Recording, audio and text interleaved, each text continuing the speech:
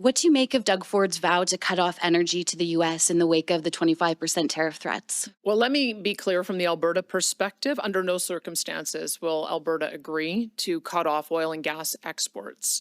We don't support tariffs. I don't support tariffs on Canadian goods, and I don't support tariffs on U.S. goods, because all it does is make life more expensive for everyday Canadians and everyday Americans. So instead, we're taking a diplomatic approach, and we're meeting with our allies in the U.S. We're making the case for Alberta oil and gas to be part of the solution to energy affordability, to energy security, and to, generally speaking, North American defense security as well.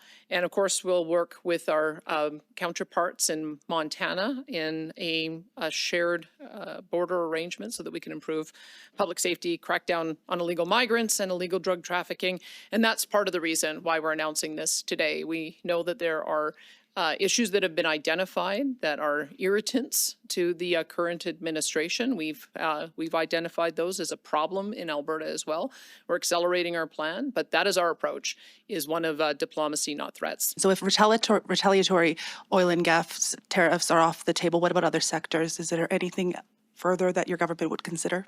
Well, just think about what retaliatory tariffs look like and use the examples that the Prime Minister gave. Ketchup and playing cards and bourbon and cherries.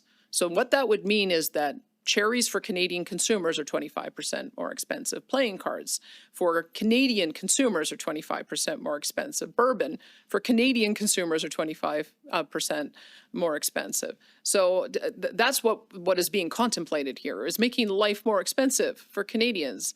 I don't think that that's the right approach.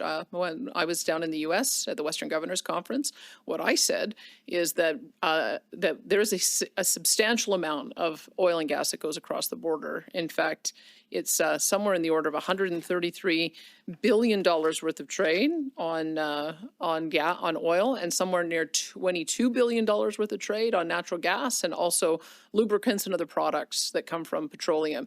If all of those have a 25% tariff, it'll make life more expensive for American consumers.